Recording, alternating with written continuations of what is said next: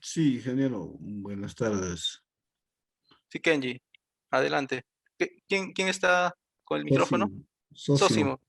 Ya, primero Sósimo, luego Kenji. A ver, Sí, adelante, Sósimo. ingeniero. Bueno, el tema es que el ministerio o la normativa dice que se promueve porque más está en función a la composición, ¿no? de organizaciones o usuarios de agua, ¿no? Aparte de ello, no solamente son los usuarios de agua, sino también otros actores que y al final tienen que negociar, conversar, coordinar. Y es por eso que de repente también dentro del reglamento plantea la conformación de los grupos impulsores, ¿no? Porque están organizados, pueden ser ONGs, municipio, gobierno regional o sociedad civil, ¿no? Entonces, está sujeto a este tema del mismo comportamiento de las organizaciones, ¿no? Eso es mi punto de vista, ingeniero. Gracias, Sósimo. Ahora doy pase a Kenji, ¿cierto? Kenji levantó la Sí, mano. buenas tardes, ingeniero. Buenas tardes a todos. Buenas tardes, Complementando lo Kenji. que mencionaba Sósimo, por definición, los mecanismos de retribución son instrumentos que se realizan a través de acuerdos voluntarios, ¿no? En este caso, entre retribuyentes entre retribuyentes y contribuyentes. Entonces, al ser un acuerdo voluntario, no se puede, la autoridad competente en este caso no puede implementar o crear de por sí digamos, una plataforma, sino que simplemente tiene que eh, plantear a nivel de promoción, ¿no? Para dejar, digamos, que la empresa prestadora, por ejemplo, y los usuarios establezcan sus propios acuerdos. Creo que va por ahí. Gracias, Kenji. Gracias, Kenji. Gracias, Sósimo. Efectivamente, ambos han acertado. Ambos han acertado porque en cierta medida, como señala Sósimo, o sea, va a depender, pues, ¿no? De cada institución de sumarse a esta plataforma y al mismo tiempo también, como señala Kenji, son acuerdos voluntarios, no están obligados, digamos, a promover la conformación de estas plataformas, ¿no? Y aparte, no se puede poner tampoco en la normativa, por ejemplo, ¿no? En algún momento se pensaba esto, ¿no? Tenemos que precisar en la norma que las empresas tienen que conformar plataformas de buena gobernanza como una función de que ellos la tienen que asumir, ¿no? Sin embargo, si es que no lo cumplen y está en la ley que tienen que cumplirlo, en un proceso de supervisión ellos estarían en falta, ¿no? Porque no estarían logrando, si es que las otras instituciones no tienen esa voluntad de participar en un grupo que impulse el tema de los mecanismos de retribución y simplemente no aceptan, entonces la empresa estaría siendo, digamos, de alguna manera calificada negativamente, ¿no? Es decir, se podría decir que la conformación de un grupo o una plataforma de buena gobernanza es una variable externa que depende de muchas variables, ¿no? Una variable que a veces escapa un poco a las posibilidades de una empresa de saneamiento o a las posibilidades del MINAM como ente rector, ¿no? Ellos no pueden decir simplemente institución 1, 2, 3, 4, júntense y conformen una plataforma, ¿no?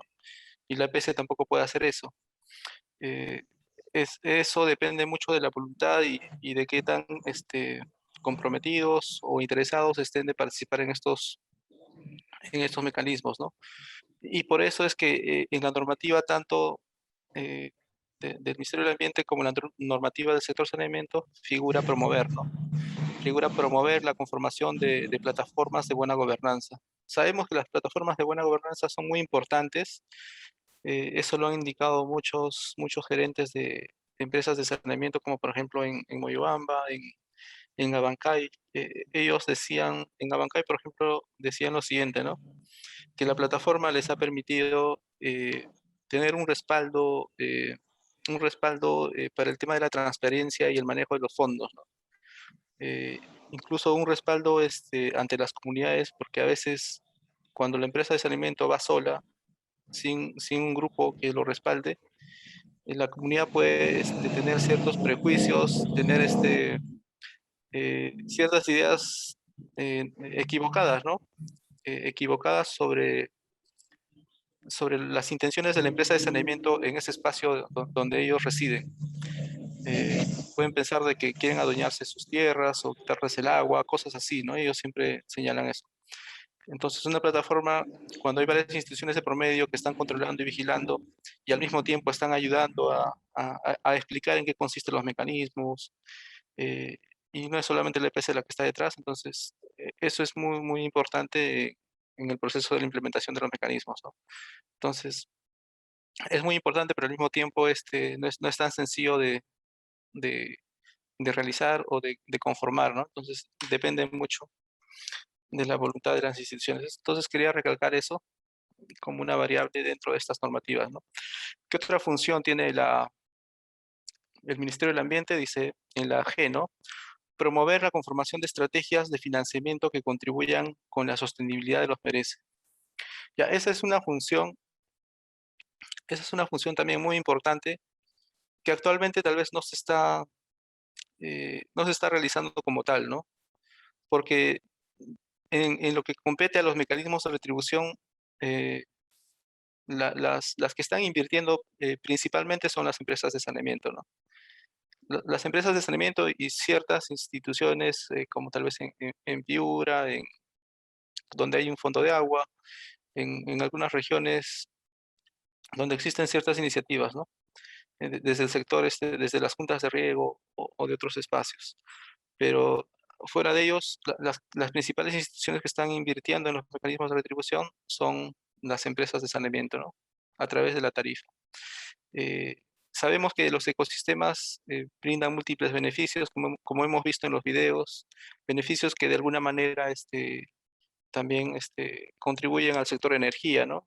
Es- Contribuyen a la prestación de los servicios de energía eléctrica, etcétera, ¿no? También contribuyen con el sector agricultura, contribuyen con el sector de producción, turismo, o sea, los servicios ecosistémicos tienen múltiples beneficios. Entonces, lo ideal sería que estos otros sectores también eh, apalanquen fondos, ¿no? O participen en la canalización de recursos a ese tipo de proyectos para que se generen estas sinergias, etcétera, ¿no? Y eso consiste en la promoción de la conformación, ¿no? En esto que se estipula en esta función, la promoción de la conformación de estrategias de financiamiento que contribuyan con la sostenibilidad de los merecen, ¿no? O sea, es muy importante que esta función esté como, digamos, parte de las funciones del Ministerio del Ambiente, pero al mismo tiempo es muy importante que se realice, pues, ¿no? Porque no se está viendo mucho, al menos desde mi punto de vista, no se percibe mucho eso, ¿no? Falta todavía la participación del sector de energía, del sector de producción, agricultura, turismo en estos temas. Ya, luego pasamos a la función H, ¿no? Dice administrar, regular y supervisar el registro único. Esta es una función nueva que le han agregado. eh, bueno, relativamente nueva, ¿no? Simplemente no se estaba implementando, como les comentaba.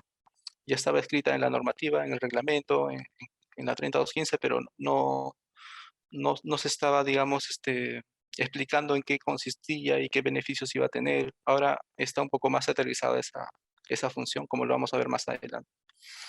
Luego dice supervisar las acciones establecidas en los acuerdos de Merece inscritos en el registro único de Merece, ¿no? Así como sus respectivos resultados. Y también hacen una precisión de que en el anexo 4 se presenta la sistematización de funciones y competencias de las entidades públicas relacionadas con los Merece. O sea, hay un anexo 4 dentro de estos lineamientos donde está cuáles son las funciones de SUNAS, cuáles son las funciones del MINAM, del CERNAM, de distintas instituciones que de alguna manera están involucrados con los mecanismos de retribución, ¿no? Incluso sale vivienda también, salen varias instituciones. Ya, esto con respecto a este punto. A ver, pasamos al siguiente slide. Ya. Claro, esto es lo que les señalaba sobre la fase 1, ¿no? La fase preliminar. Les indicaba de que se habla de un grupo impulsor en la fase preliminar y en la fase de diseño se habla sobre la conformación de una plataforma de buena gobernanza. Pero viene a ser, en suma, viene a ser lo mismo, ¿no? Simplemente hay una especie de evolución. En una primera etapa, los actores públicos o privados interesados en los merece se juntan libremente para conformar grupos impulsores, ¿no? ¿Para qué? Para trabajar el diseño de los mecanismos de retribución, hacer los estudios de caracterización, los estudios, los diagnósticos, la priorización de servicios ecosistémicos hídricos, todas esas tareas, ¿no?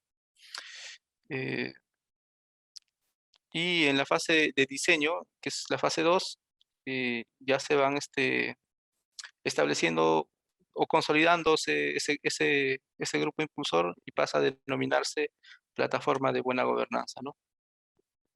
Y la finalidad de la plataforma de buena gobernanza va a ser monitorear el cumplimiento de los acuerdos. ¿Cuáles acuerdos? Los acuerdos que firme el contribuyente con el retribuyente, ¿no? Como van a ser varias instituciones que van a estar detrás del monitoreo de ese acuerdo, va a haber una especie de control social, ¿no?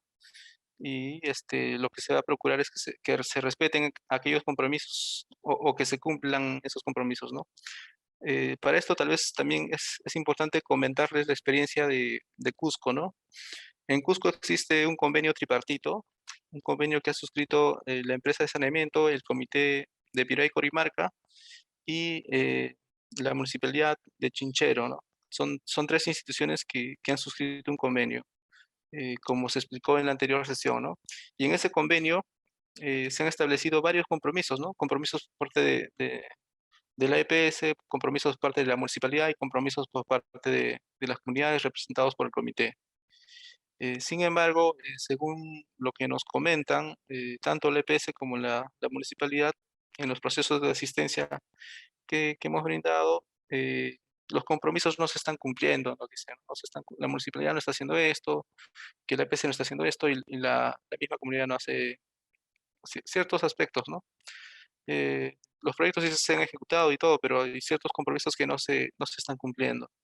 Entonces, desde mi punto de vista también pienso que eso se debe a que no existe una plataforma de buena gobernanza en Cusco, donde existan otras instituciones que estén detrás supervisando y monitoreando el cumplimiento de esos acuerdos, ¿no? No hay una especie de control social sobre los funcionarios que, digamos, han asumido esa responsabilidad, que sí está ocurriendo tal vez en Abancay, y que sí ocurre también en Moyobamba, donde hay plataformas mucho más consolidadas. Entonces creo que es muy importante tener en cuenta eso también. Eh, ya, luego tenemos las principales actividades del Grupo Impulsor, ¿no? Que se señalan en estos lineamientos, ¿no? Dice lo siguiente, ¿no? Elaborar un plan de trabajo que contengan las actividades, tareas, acciones, el cronograma, responsabilidades de los participantes, etcétera, ¿no? Coordinar y promover y apoyar las actividades de diferentes actores públicos, privados, para el diseño de los mecanismos, generar y difundir información acerca del estado y avance del diseño de los merece, tramitar clara y técnicamente las ventajas de implementación de los merece. Esto es muy importante, por eso está marcado o resaltado de color negro. O sea, esa es una función muy importante que deben tener estas plataformas, ¿no? Porque, a ver, poniendo de nuevo el ejemplo de Cusco, hay ciertos conflictos en esa región, conflictos entre la EPS, la comunidad, la municipalidad, que han surgido producto de una mala información, ¿no? De una asimetría de la información en relación a los mecanismos de retribución, que ya se están superando, sí, pero sí en su momento ha sido muy fuerte. Eh, Cuando, digamos, no existe una plataforma de buena gobernanza con varias instituciones detrás que respalden este proceso, a veces se generan los intereses de determinados grupos, ¿no? O tratan de prevalecer los intereses de ciertos grupos. Y en cierto momento se estaba como que difundiendo la idea de que los fondos de la empresa de saneamiento eran fondos que tenían que trasladarse a las comunidades, ¿no? A las comunidades de Piura y Corimarca, que ese dinero era de ellos porque la EPS explotaba el agua de la laguna Piuray y que ese dinero les correspondía manejar a las comunidades, ¿no? Entonces las comunidades siempre mal informadas han estado exigiendo y reclamando a la empresa de saneamiento y un poco generando un conflicto, ¿no? Por un tema de mal manejo de la información acerca de lo que consisten los mecanismos de retribución y cómo se manejan los fondos. Y entonces es muy importante que existan por eso una plataforma que ayude, ¿no? Que ayude a explicar claramente e imparcialmente en qué consisten los merece, cómo se van a beneficiar las comunidades, cómo se beneficia a la población de la parte baja, de qué manera se puede manejar, etcétera, ¿no? Esos fondos. O sea, eso también muy importante para llevar a cabo una adecuada implementación y no existan conflictos, ¿no? En el proceso. A ver. Luego tenemos el tema de consensuar actividades clave, intercambio de experiencias, fortalecimiento de capacidades, eso también es muy importante que se dé. Y sobre todo, es importante que se dé esto en un contexto donde existe una brecha muy grande a nivel nacional, existe una brecha muy grande sobre profesionales que manejen estos temas de servicios ecosistémicos hídricos, ¿no? No, o sea, existen profesionales en temas ambientales, sí, efectivamente, pero al menos en el sector saneamiento, profesionales que sepan de saneamiento y al mismo tiempo que sepan sobre temas ambientales, de conservación de cuencas, etcétera, no existe, es muy poco ese tipo de profesionales, ¿no? Y ese tipo de profesionales son lo que, digamos, se está demandando actualmente en el mercado laboral. Eh, y es por eso que es muy importante este intercambio de experiencias, ¿no? Para el fortalecimiento de capacidades que deberían ser promovidos a través de estos grupos impulsores. Como ha pasado anteriormente, en su momento, Cusco se fue a Moyobamba, Moyobamba se trasladó a Cusco, se trasladó incluso hasta Bancay, para ir aprendiendo un poco de cómo cada región iba avanzando en este tema de mecanismos, ¿no? Y así iban mejorando sus capacidades y aterrizando también algunas ideas, ¿no? De cómo se hacían las cosas en determinadas regiones. Eso les permitía recoger ciertas ideas y aplicarlas a su entorno, ¿no? Eso es muy importante en este contexto. Luego también tenemos la validación de estudios que se desarrollan en el marco del diseño los merece, ¿no? Bueno, esta es una función que el Ministerio del Ambiente señala, ¿no? Que debería tener el grupo impulsor, validar todos los estudios de diseño. Eh, bueno, podría hacer, ¿no? Pero no estoy tan seguro si sería un poco más burocrático hacer eso. Pero sí es muy importante que participen en el proceso, ¿no? A ver, seguimos. Ya a ver, ¿cómo estamos con la hora? 4:26. Hoy nos toca, según lo que me comentaron, hasta las 7. Entonces haremos un break a medio término, pues, ¿no? A las 5. A las 5 hacemos un break de 5 o 7 minutos por ahí y luego retomamos. A ver, vamos a continuar con qué otros elementos tenemos dentro de este documento, ¿no? De los lineamientos para la implementación de los mecanismos que ha publicado el Ministerio del Ambiente. Entonces, dentro de los anexos, ellos nos presentan en el anexo 1 la ficha para el levantamiento de información para la caracterización de instituciones y actores, ¿no? Esto creo que es una herramienta muy valiosa, que de partida, ¿no? Las instituciones como por ejemplo las juntas de riego, instituciones que no son EPS y que no saben cómo empezar un proceso de caracterización para levantar información en campo, es muy importante que cuenten ya con un formato, ¿no? Simplemente tienen que ajustar este formato y levantar la información en base a esta ficha, pues, ¿no? Se pregunta, por ejemplo, cuál es el nombre del actor u organización o institución. Eh, si usted es representante de una organización o institución, cuál fue el año de constitución o creación de esta, cuál es el objetivo de la organización, institución, dentro de qué categoría se califica como institución, si es pública, privada, sin fines de lucro, etcétera, ¿no? ¿Cuál es la cobertura de los proyectos o actividades que implementa? Si es a nivel local, municipal, regional, etcétera, ¿no? Luego dice, de acuerdo al accionar de las organizaciones e instituciones, ¿en qué temáticas ambientales trabaja o gestiona los recursos su organización? En agua, en sistemas productivos, en biodiversidad, otros, ¿no? ¿Cuál es el ámbito donde se piensa implementar los MERES, etcétera, ¿no?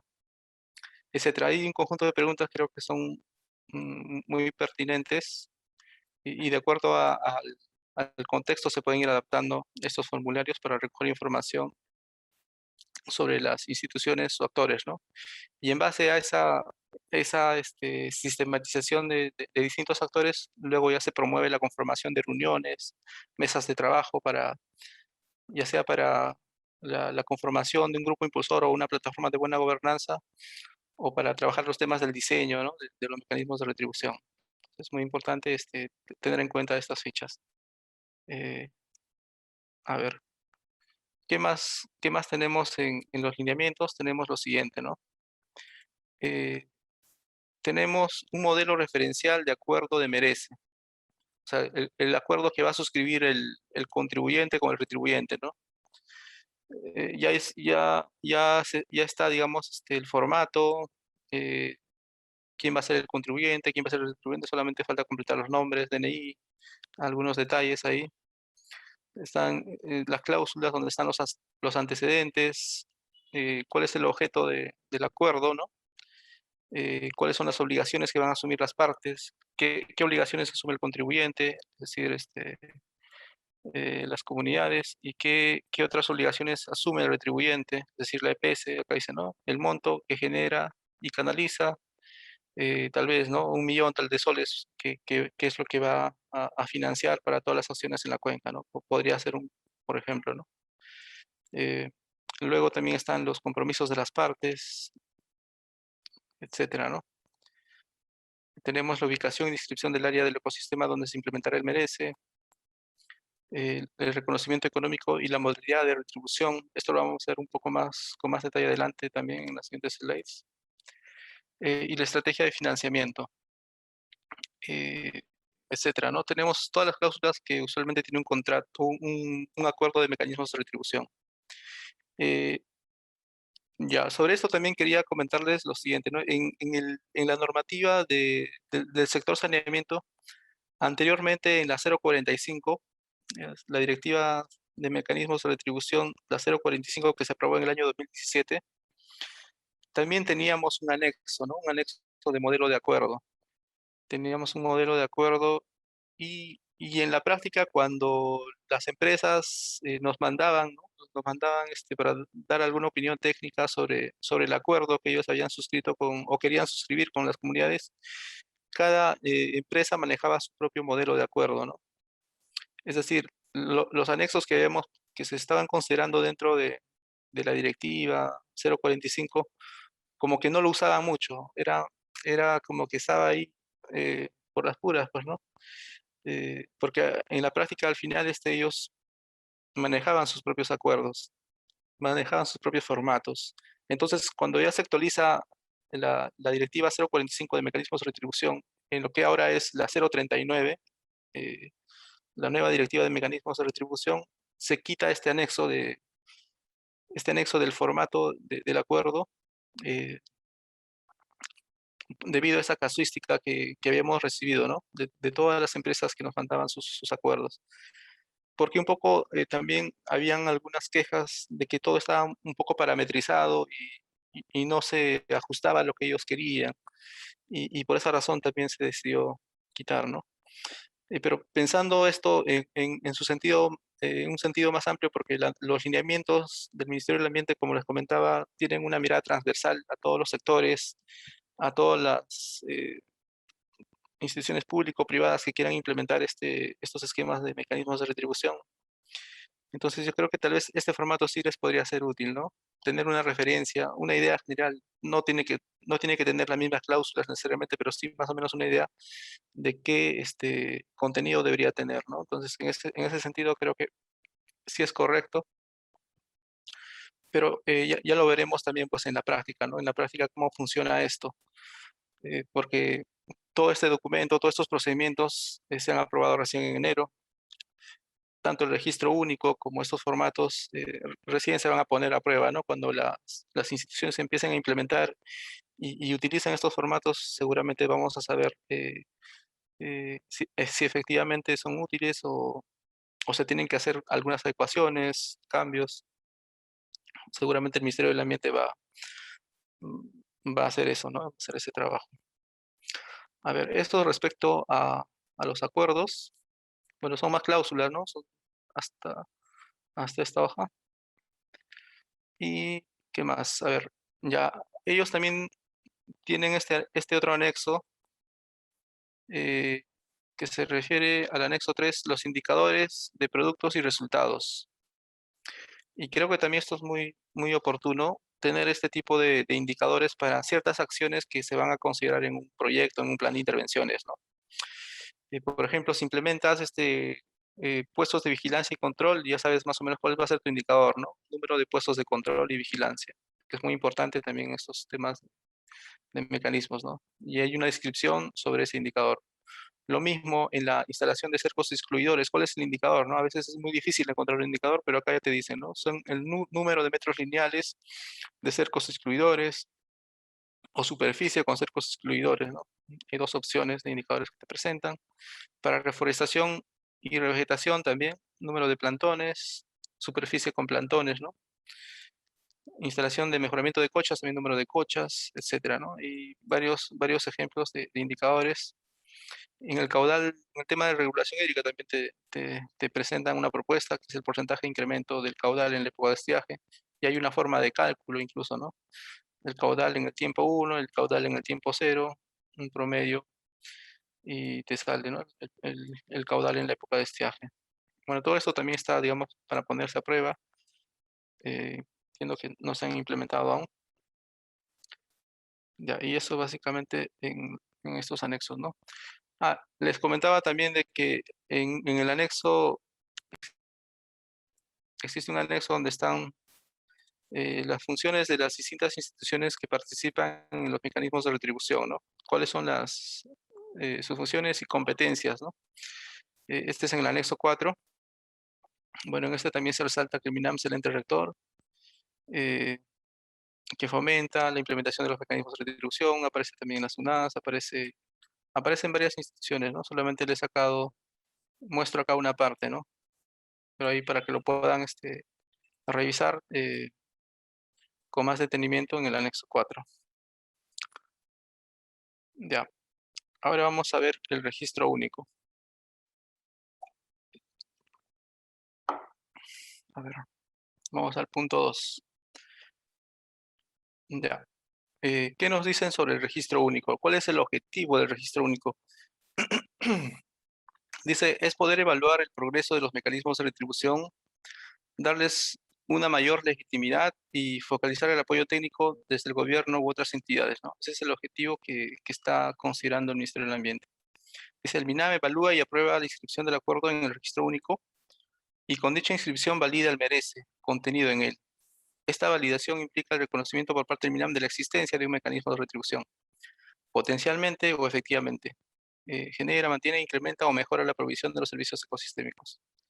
Entonces, eso es básicamente en resumido, el registro único es para reconocer que un mecanismo de retribución está funcionando, si está o no está funcionando.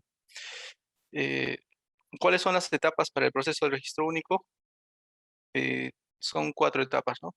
La presentación de una solicitud y los requisitos de inscripción en el registro único. Esta solicitud lo realiza el contribuyente o el retribuyente, libremente lo hace.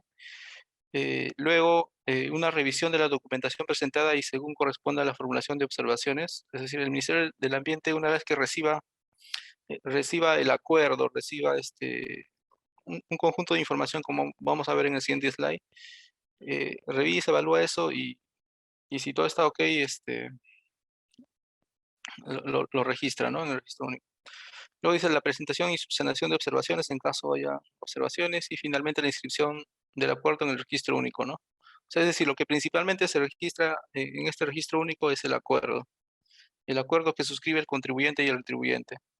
Entonces, para el paso A, repasando un poco el paso A, ¿no? Sobre la presentación de la solicitud, o sea, esa solicitud debe ser realizada por el contribuyente y retribuyente. Ellos deben presentar la solicitud al MINAM, ¿no? Estrictamente a la DGEFA, ¿no? A la Dirección de Economía y Financiamiento Ambiental del MINAM. Y en ese en ese oficio se debe adjuntar, ¿no? La declaración jurada, indicando la autenticidad de todos los documentos presentados, ¿no? Se debe presentar el mapa georreferenciado de la ubicación de la extensión del ecosistema, fuente de los servicios ecosistémicos que forman parte de los mecanismos. Se debe presentar la caracterización de la estructura y funcionalidad de los ecosistemas, o sea, algo así como el diagnóstico hídrico rápido, ¿no? Presentar eso. Luego también una copia simple del documento vigente que acredite que los contribuyentes cumplen con lo dispuesto en el artículo 7 del reglamento de la ley merece. ¿Qué quiere decir esto? El artículo 7 se refiere a quiénes son contribuyentes y quiénes son retribuyentes de los mecanismos de retribución. Y los contribuyentes pueden ser comunidades, pueden ser el CERNAV, pueden ser distintas instituciones, ¿no? Que están listadas en este artículo 7 del reglamento de la ley merece. Entonces, cuando el contribuyente y retribuyente envíen esta solicitud al Ministerio del Ambiente, tienen que demostrar que efectivamente son, de acuerdo a eso que está estipulado en la norma, son contribuyente y o retribuyente, ¿no? Luego también enviar una copia simple del acuerdo suscrito de conformidad con lo establecido en el artículo 10 del reglamento de la ley merece. Y si es que, digamos, es un acuerdo que ha suscrito una comunidad nativa o campesina, debe presentar una copia simple del acta de la Asamblea General donde se establezca su conformidad, ¿no? O sea, no basta con que le pasen el acuerdo, sino necesitan el sustento de que la comunidad está respaldando a ese acuerdo que ha suscrito, digamos, tal vez el presidente de la comunidad, ¿no? Con alguna institución, EPS u otra. Entonces, todo esos son los requisitos que exige, digamos, el Ministerio del Ambiente para registrar un mecanismo de retribución. Y ahora vamos a ver los otros pasos, ¿no? Los otros pasos ya los expliqué. El MINAN evalúa, en caso corresponda, formula observaciones. Hay un plazo de 15 días.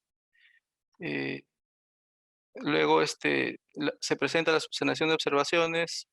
Recibida la documentación de subsanación, el MINAM, a través de la DGEFA, en un plazo también de 15 días, emite el acto administrativo correspondiente, ¿no?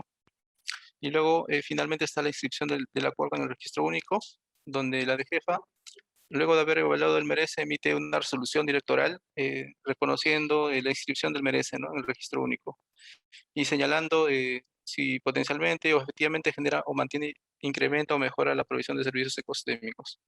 Entonces, ese es el proceso total, ¿no? Hasta el registro del mecanismo de retribución.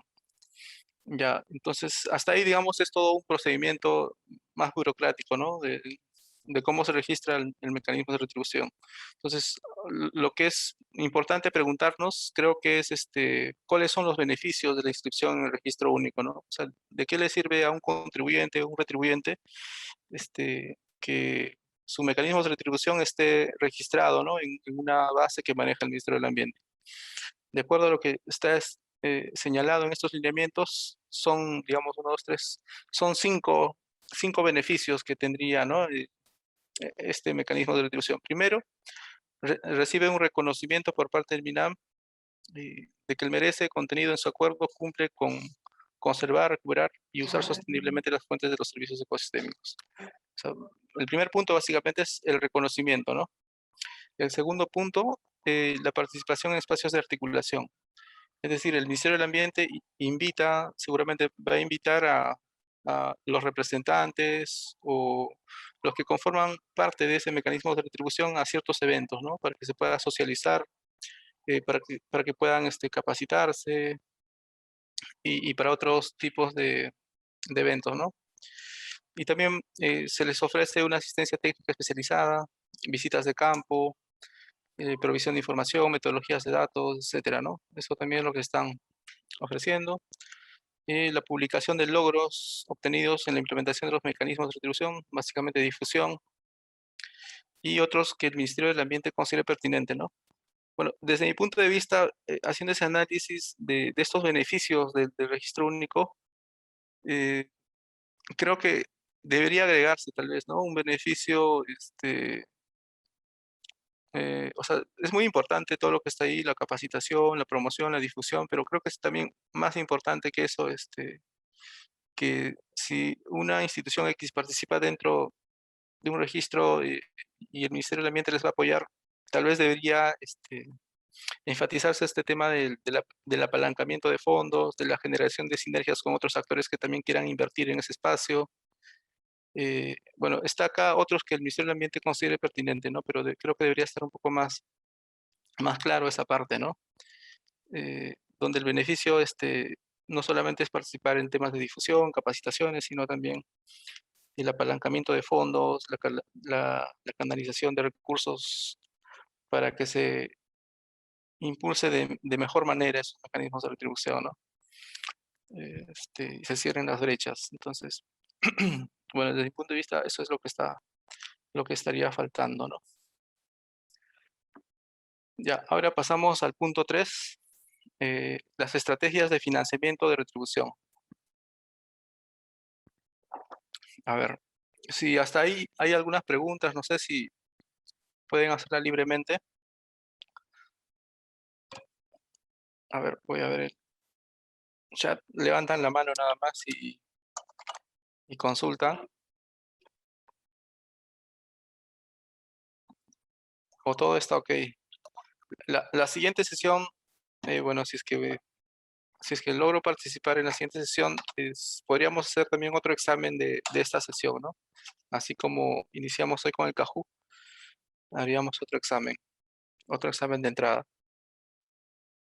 Entonces es muy importante que tengan claro todo lo que se está explicando sobre estos nuevos lineamientos del MINAN, ¿no? A ver.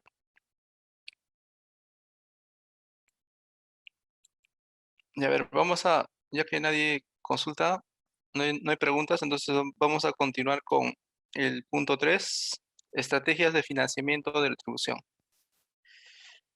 A ver,